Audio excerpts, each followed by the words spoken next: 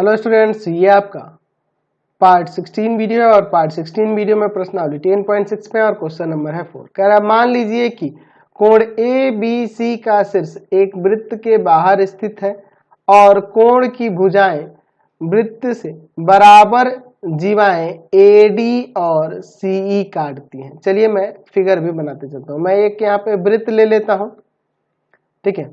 ये आपका वृत्त हो गया। अब देखिए वृत्त में क्या कह रहा है, यहाँ पर इस वृत्त में कह रहा है कि कोण ए बी सी का शीर्ष एक वृत्त के बाहर स्थित है। तो कोण ए बी सी कुछ इस प्रकार से हो जाएगा, इस तरह से हम लोग ले सकते हैं कोण ए बी सी, ठीक है। इस तरह से यहाँ पे ले सकते हैं। ये आपका ए हो जाएगा, यहाँ बी हो जाएगा और ये सी हो जाएगा। देख लीजिए कोण ए बी सी का शीर्ष जो है, एंगल ए बी सी का शीर्ष जो है, ये देख रहा है ना, बी शीर्ष बी ही ना है, इसी को ना हम लोग कोण कहेंगे एंगल ए बी सी। तो यह शीर्ष बी जो है बाहर स्थित है और कोण की भुजाएं वृत्त से बराबर जीवाएं ए डी और सी ई काटती हैं। अच्छा, कोण की भुजाएं ए बी है और ये सी बी है। तो ये देखिए बराबर जीवाएं काटती हैं, एक हो जाएगा ए डी और दूसरा हो जाएगा यहाँ पे सी ई। समझ गए? यानी कह रहा है कि ए डी सी के बराबर दिया है। तो सिद्ध कीजिए कि एंगल ए बी सी यानी इस कोण की बात कर रहे हैं, यह वाला कोण एंगल ए बी सी जीवाओं ए सी और डी द्वारा केंद्र पर अंतरित कोण के अंतर का आधा होता है। जीवाएं कौन कौन सी हैं? जीवाएं यहाँ पे ए सी है और यहाँ पे ये आपका डी ई हो गया। इन दोनों के द्वारा केंद्र पर अंतरित कोण, तो केंद्र में यहाँ पे मान लेता हूँ कि इस वृत्त का केंद्र क्या है? ओ है। इस केंद्र पर अंतरित कोण, अच्छा ये दोनों जीवाएं केंद्र पर, यहाँ पे अंतरित कोण हो जाएगा एंगल ए ओ सी और यहाँ पे एंगल हो जाएगा डी ओ ई। इन दोनों के अंतर का आधा होगा कौन? यह वाला एंगल ए बी सी। ये हमें सिद्ध करके दिखाना। तो जो जो दिया हुआ है पहले इसको लिख लेते हैं। दिया क्या है? तो हम लोग देख रहे हैं कि वृत्त है, सर्कल है, जिसका केंद्र है O और त्रिज्या हम लोग R मान लेते हैं। इसमें हम लोग क्या देख रहे हैं कि एंगल ए बी सी का शीर्ष वृत्त के बाहर है, वृत्त के बाहर है। अच्छा, और क्या कह रहा है कि जीवाएं ए डी और सी बराबर है, ठीक है। ये दोनों आपस में बराबर है। यहां हम ऐसे भी लिख सकते हैं कि ए डी बराबर में सी ई दिया हुआ है, ठीक है। तो सिद्ध करना है, तो सिद्ध करना है, क्या सिद्ध करना है कि एंगल ए बी सी जो होगा किसके बराबर होगा? तो ये जो एंगल ए बी सी यानी यह वाला कोण जो होगा, यहाँ पे कौन कौन सी जीवाएं ए सी और डी ई, यहाँ ए सी और डी जीवाएं हैं। इसमें चाहो तो लिख सकते हैं कि ए सी तथा डी ई जीवाएं हैं, ठीक है। और इनके द्वारा जो अंतरित कोण हो रहा है, तो ए सी के द्वारा अंतरित कोण क्या होगा? एंगल ए ओ सी हो जाएगा और आपके डी के द्वारा अंतरित कोण एंगल क्या हो जाएगा? डी ओ ई हो जाएगा। तो क्या कह रहा है कि एंगल ए बी सी इन दोनों जीवाओं के द्वारा केंद्र पर अंतरित कोण के अंतर, यानी इन कोणों के अंतर का आधा होगा एंगल ए बी सी। ये हमें प्रूव करके दिखाना है। समझ गए? चलिए, तो चलिए अब हम लोग इसका प्रमाण देखते हैं, ठीक है। यहाँ पे हम लोग क्या करते हैं ना, इन कोणों को पहले हम लोग कुछ कुछ नाम दे देते हैं, इससे क्या होगा, थोड़ा आसान हो जाएगा, ठीक है। चलिए, तो मैं यहाँ पर क्या कर देता हूँ, मान लेता हूँ कि आपका जो एंगल ए ओ सी है वह एक्स है।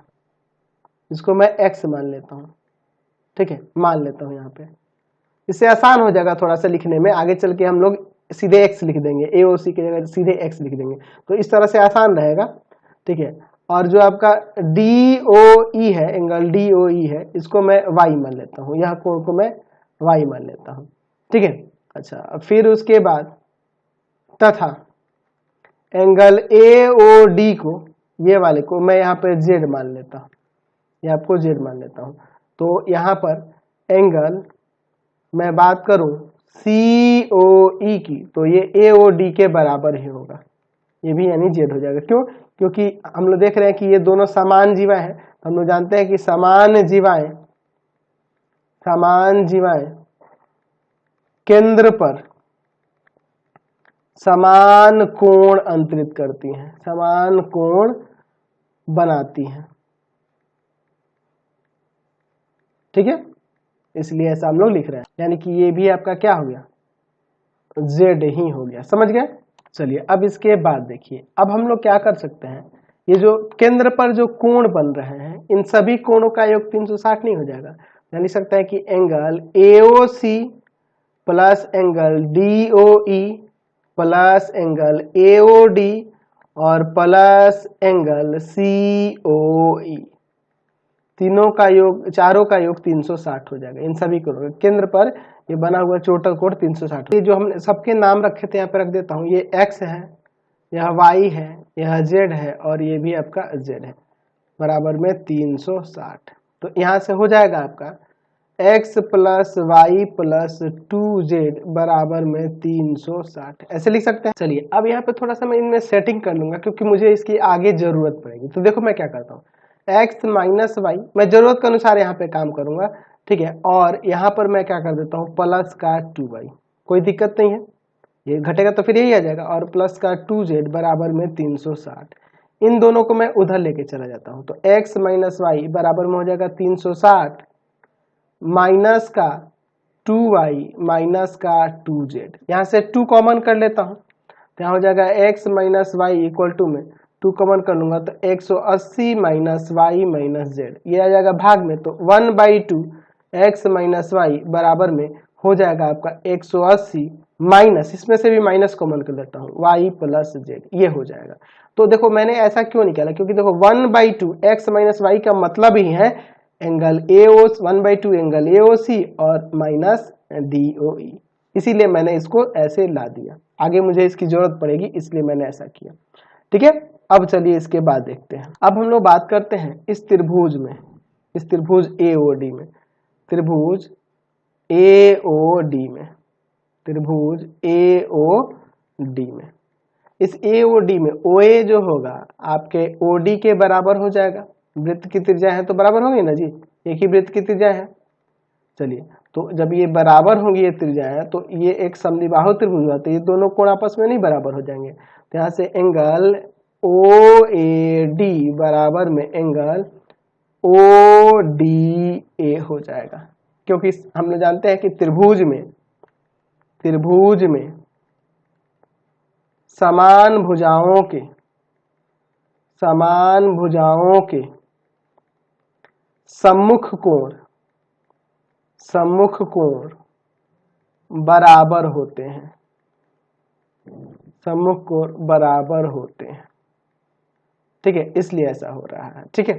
चलिए तो अब देखिए, अब चलते हैं इसी त्रिभुज में, त्रिभुज के तीनों कोणों का एंगल AOD प्लस में एंगल ODA और प्लस में एंगल AOD बराबर में 180 डिग्री हो जाएगा ना। क्यों? तो वही त्रिभुज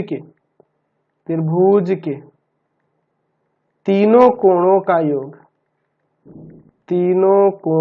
योग 180 डिग्री होता है, इसलिए ऐसा हो रहा है। तो देखिए ये दोनों तो बराबर ही हैं, ये दोनों एक दूसरे के बराबर ही है ना जी, तो हम लोग लिख सकते हैं कि एंगल OAD, ठीक है, और प्लस में ODA का भी नाम बदल के एंगल OAD कर देते हैं, और यह आपका AOD हम लोग देख रहे हैं यहाँ Z है, बराबर में 180। तो ये 2 एंगल OAD हो जाएगा, ये जाएगा उधर माइनस में 180 माइनस Z, इसको भाग में भेजेंगे तो एंगल OAD जो होगा वह हो जाएगा, ये आ जाएगा 90 और माइनस का Z/2, ये दो आएगा भाग में तो 90 हो गया और यहाँ Z/2 आ जाएगा, ठीक है। अब इसे मैं समीकरण 1 मान लेता हूँ, ठीक है। अब देखिए इसके बाद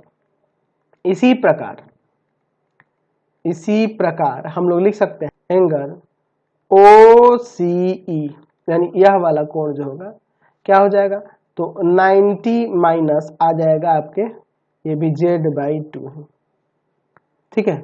और फिर आपका अगर मैं बात करूंगा इसमें बात कर लेता हूं, OED को निकालता हूं, एंगल OED, इसकी बात करते हैं OED की।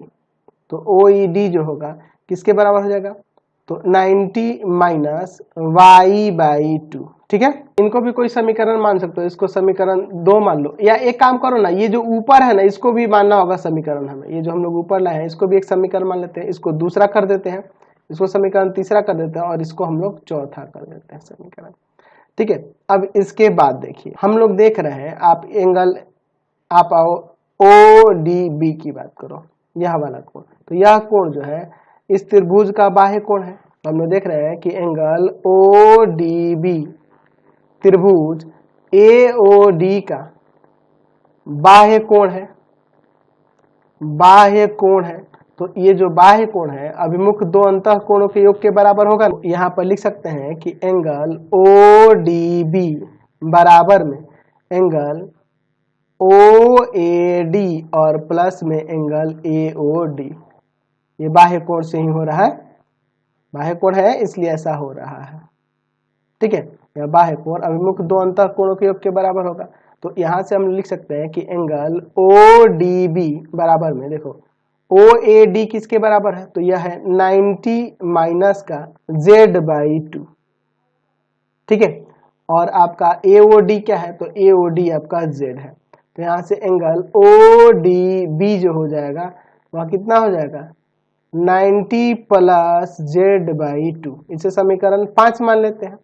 अच्छा, इसी प्रकार हम लोग अगर इस बाह्य कोण की बात करेंगे, हम यहाँ लिख सकते हैं ऐसे कि इसी प्रकार एंगल क्या नाम है ये आपका EB, एंगल OEB त्रिभुज COE का बाह्य कोण